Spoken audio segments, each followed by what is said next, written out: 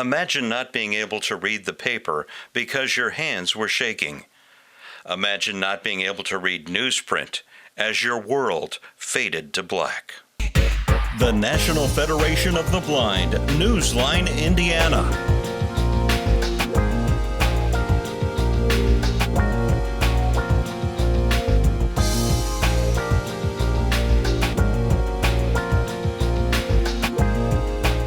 With your host, Lee Barton, and co-host, Florence Myers.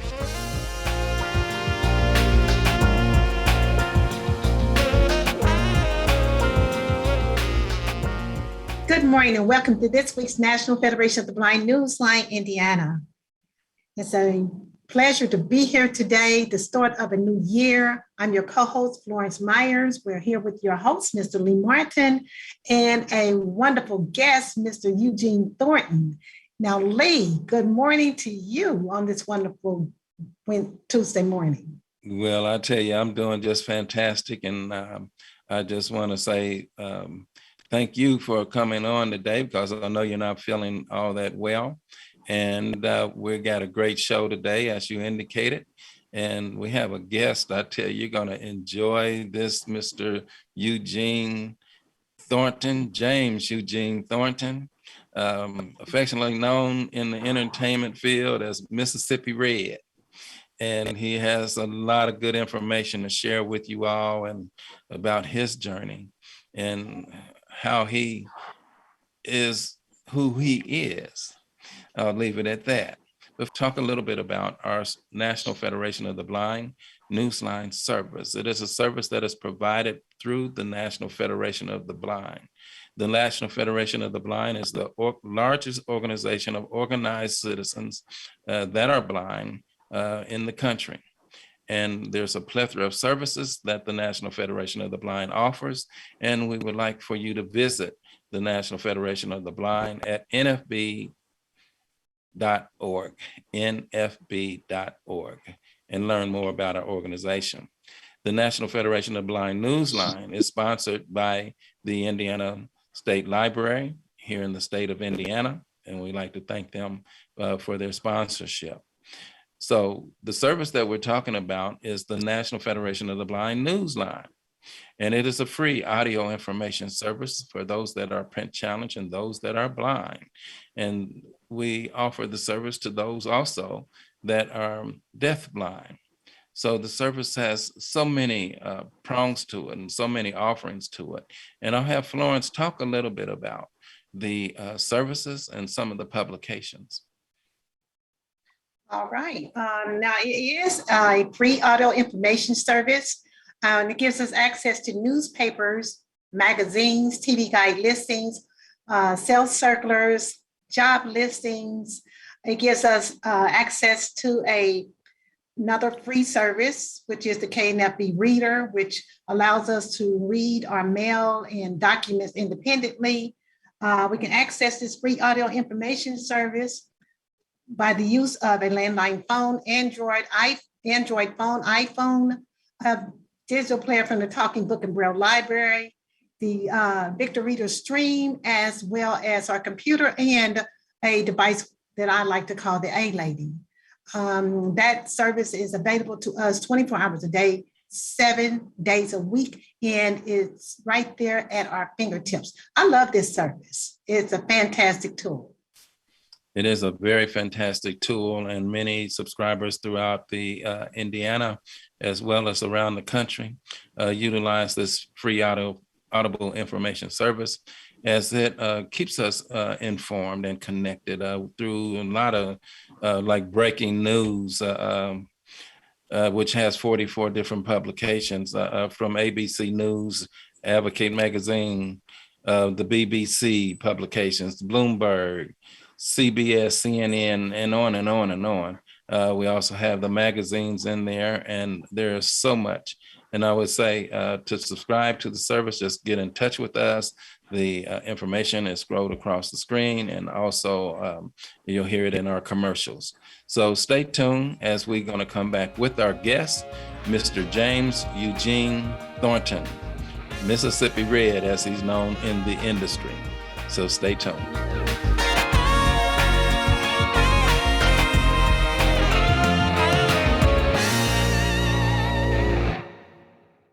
I just graduated college as a blind student. How can I independently find job listings? Thanks to the National Federation of the Blind, visually impaired Hoosiers can hear newspapers, circulars, and magazines from across the globe. It is a fantastic service. Learn more by calling 855-963-6476 or visit nfbnewsline-in.org. We are the nation's blind, and we read NFB Newsline. I'm Danny Wayne Beamer, Program Manager of the Elder Blind Program at the Will Center in Terre Haute, Indiana. I introduce the NFB Newsline to seniors in 13 southwestern counties in Indiana. I also utilize the NFB Newsline for my radio station public affairs shows. The NFB Newsline. Experience it today. Learn more by calling 855-963-6476 or visit nfbnewsline-in.org. We are the nation's blind, and we read NFB Newsline.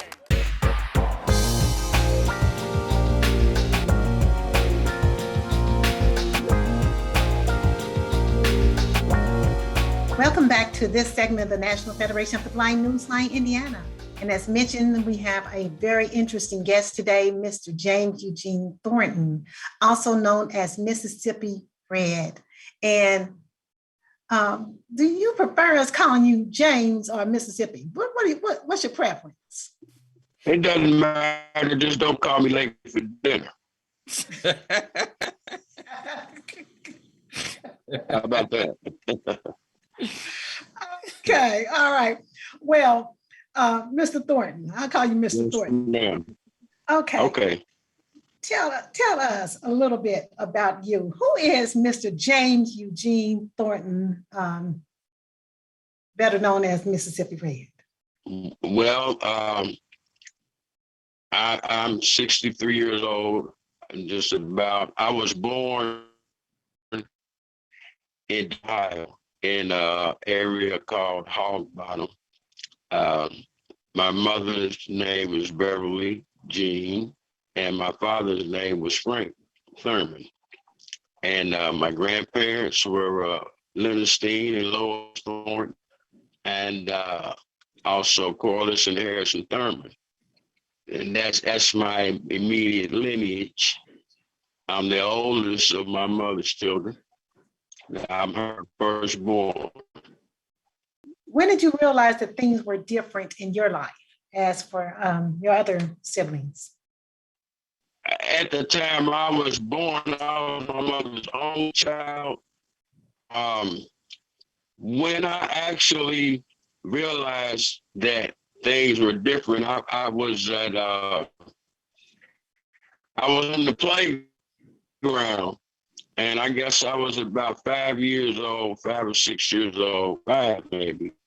And we had in the urban playgrounds at that time, they had what they call monkey bars to play on, and I think there was a trap for us to kill ourselves anyway, because they were made out of steel on concrete. Well, anyway, the other boys were from bar to bar to bar to bar, and so I was attempting to do all that until I missed one of the bars and I fell and through the monkey bars and my face and my mouth all up.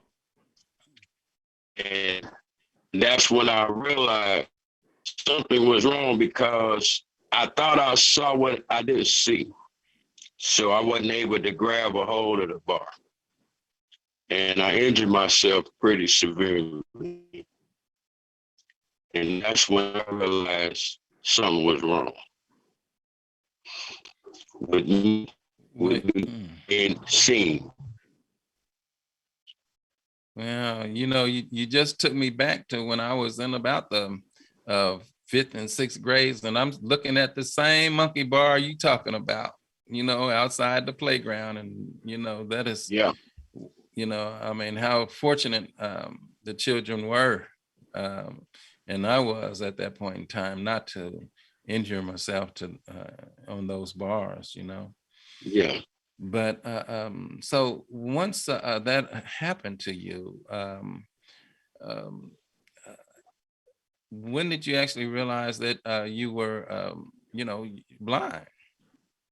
Well, actually, I didn't know. Still, I didn't understand no diagnosis or anything like that. When I went to, my mother took me to the eye doctor for the first time, I guess, that I can remember. His name was Dr. Bouquet. And he asked me to cover my eye and read the letters. And the only letter I could see was the first big E on the first line. And then I saw the next 3 letters on the second line and the first 2 letters on the third line, and that was it. I couldn't go no further in either eye with that. So I knew then that in my mind, I said, well, it was a whole lot of letters that I wasn't able to see. And I said to myself at that point, something is wrong with me. I can't see. And that's when I began to question why I wasn't able to see. But nobody ever knew it because I didn't say it out loud. Okay, I James. kept it to myself. Now, what was the doctor's diagnosis as far as, speaking with your parents about your situation? Stigmatitis due to albinism. The lack of pigmentation in my skin and in my body, being born an African American, but I didn't have the genetic makeup of enough melanin to produce color, pigment in my skin, because I was born as an albino. So that was the albinism. And so the stigmatism caused my eyes to move from side to side and whatnot. And then the children in school, they showed me everything that was wrong with me. Children can be cruel. Oh yeah, they were cruel. And then I was as cruel as they were because I started fighting every day of my life after that. I was a member of the YMCA, and I talk about that in my book. My first youth director, the late Reverend Percy Jones, when he gave his comments in my book, he said that albino kid, he fought every day because somebody teased me every day, and so I fought every day. Wow. Okay. Now, was that your way of dealing with your situation as you understood it? Yes, that was my way of dealing with it. That was my way of getting even, and that was my way of punishing back. You hurt me, I hurt you back. I didn't get mad. I got even, and I developed that mind frame at a very early age, probably 6 years old. 6 years old. Okay, so I was fighting daily. So other than fighting and the children, that situation there, who else was impacted by that diagnosis in your life? I believe my father was probably the most. I believe he probably felt ashamed, didn't understand. He was a country boy. He had just got to dating, and he was kind of successful at what he was doing. He was popular, and it was a great. He built hot rods. He was one of the first black street hot rod builders in the United States. Was him and his group. They were called the Hilltop Headers.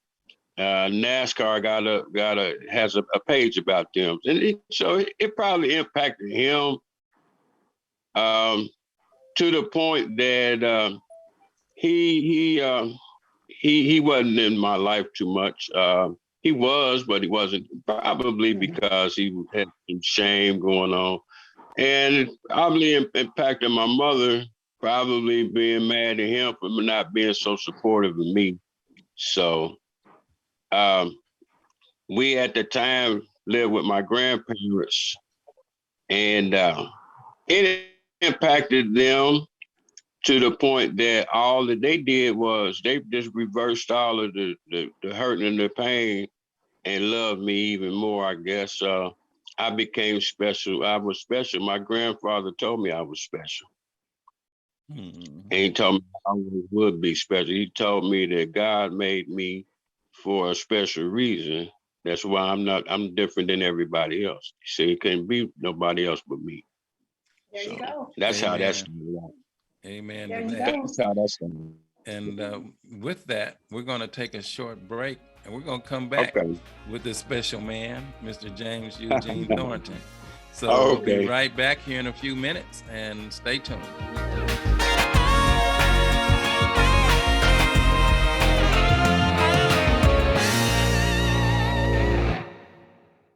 If you or someone you know is visually impaired or print challenged, the National Federation of the Blind has a resource you need. I use NFB Newsline when reading Hammond Northwest Times. Using NFB Newsline, I read the Christian Science magazine.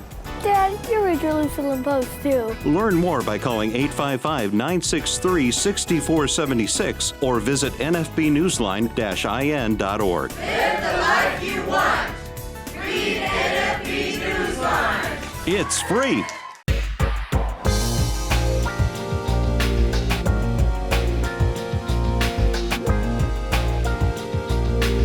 Welcome back to this segment of the National Federation of the Blind Newsline Indiana. And we're speaking with Mr. James Eugene Thornton, also known as Mississippi Red.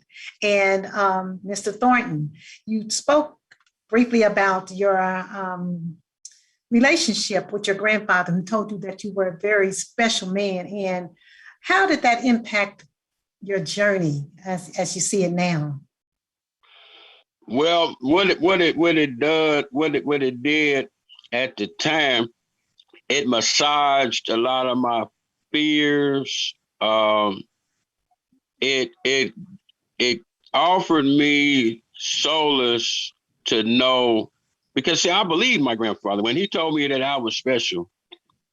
Then I knew that, because not only did I believe him, but he was the leader of our whole family. He was the leader of his brothers and sisters, all his aunts, his uncles, his cousins, his mother. He was our family. He was bigger than the patriarch. He was, whatever he said went.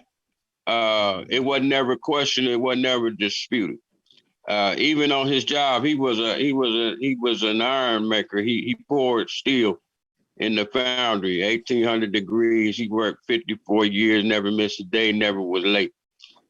And when they went on strike, we knew it, because he brought home all the money. He was the secretary treasurer of the union, and he paid the workers. And everybody believed and they trusted Buddy Thorne. So when he told me that, I knew I was good from that point on. I said, my papa said, and I would tell my papa said I was special, and he made me feel like that. He told me, my papa taught me how to fight. He taught me how to stand up for myself. And I was being chased home from school one day by a boy for every day. And my papa got off at 2:30 in the afternoon, and he worked right up the street, about 3-4 blocks away, across the railroad track at the foundry. And then one particular day I ran home, and Papa met me, and the gate was locked. And he told me, he said, you can make one or two decisions. He said, you can go out there and you can fight Lonnie Hugh, or I'm going to take you in the garage, and you know what's about to happen. And it wasn't. And so I've been fighting ever since. Wow. And he gave me that ultimatum. He said, you never run from any situation, anybody. You know, he told me, he said, trouble is going to be with you a lot. So but you'll have more sunshine in your life than you'll have rainy days. And well, Mr. James Eugene Thornton, from those times in your life, what actually inspired you to take the journey with your musical life, your entertainment? How did you get introduced to all of that? Well, my great grandmother had a piano in her basement. Her basement at one time was a nightclub called the Cavalier Club. It was kind of like the rest. It was kind of like the place in the 20s and the 30s that the Negro entertainers came and performed for the Black community, because the Black community weren't allowed downtown Dayton where they were performing publicly. So the piano was down there. Then was a piano over to my other grandma's house in Hunktown. And I would watch my Uncle Deke play the boogie woogie. And he taught me how to do that. And I guess about 3 or 4 years old. And then I got fascinated with playing the piano. And by the time I was about 4, I could actually play a little bit pretty good. I could play and sing a couple of songs. And my godmother, Miss Mary Ann Smith, her husband, Pete Smith, was a big band leader in Dayton. And he taught me Ishka Bibble and Kay Kaiser song down in the Meadowbrook Itty Bitty Boo. I guess I was 5 and a half, maybe 6. And I played that. And the rest, then I was just... I was a musician and a singer right then and there. So when did you pick up the name Mississippi Red?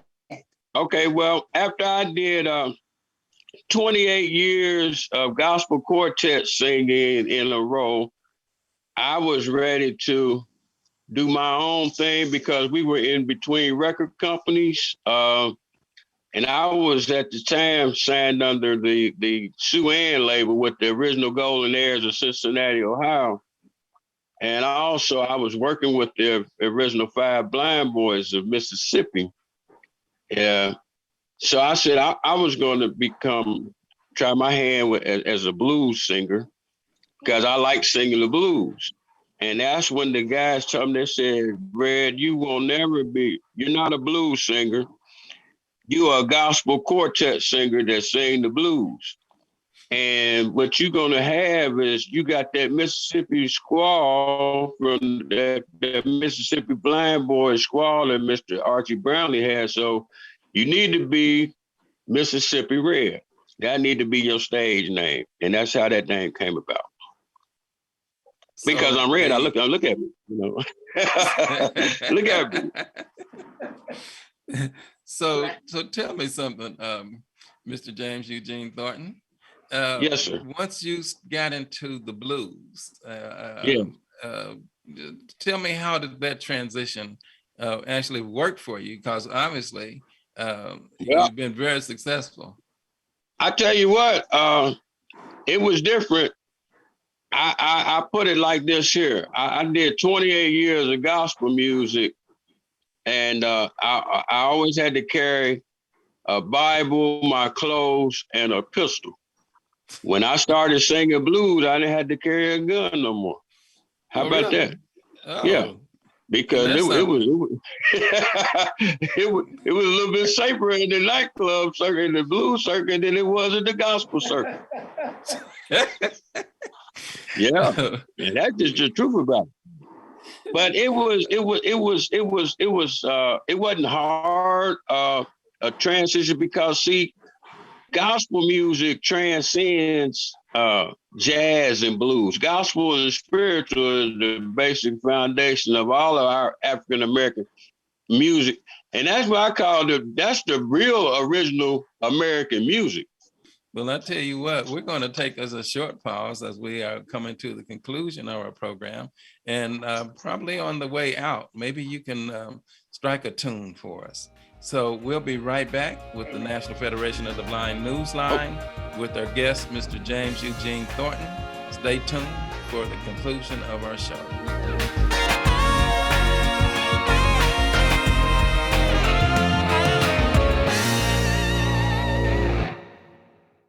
I am a blind vendor, And one of the things that I truly miss is reading Vending Times magazine. Hoosiers can hear Indiana magazines, circulars, national magazines, and information from across the globe. Learn more by calling 855-963-6476 or visit nfbnewsline-in.org.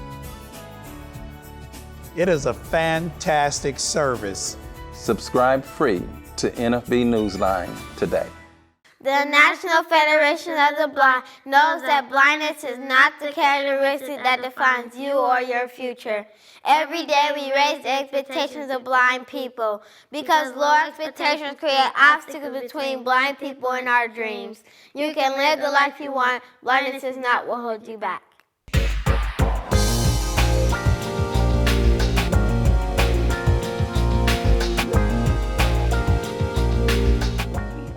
To our show, and Mr. Thornton. Yes, ma'am. Are you performing now? Are you on the road as it is right now? No. My last engagement was February 16th of 2020. And so, why don't you take us out off the air with one of your tunes, Mississippi Red. Well, okay, I'll take you out with this one because while I was sitting at home on the couch, after the first year I was on the couch, March of 2021, I did something like this. From the shores of Maine to the Frisco Bay, from Detroit to Michigan, Atlanta, GA, we reeling and rocking, reeling and rocking. Reeling and rocking, Corona is a name. Corona, doggone you. When will you leave us alone? Reeling and rocking, Corona is a name. How about that? All right now. Well, we just want to thank you, and we want to thank your mother for coming on with you there. And thank you very much, Ms. Thornton. And thank you all for having me. And thank you so very much. And we do appreciate you as you continue to encourage and inspire all of us. So God bless you. And to our listening and viewing audience, join us next week on a brand new show here at National Federation of the Blind, Newsline, Indiana.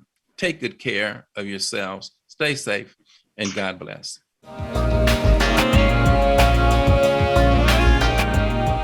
The National Federation of the Blind, Newsline, Indiana. For more information, go to nfb-in.org or call 855-963-6476. That's 855-963-6476.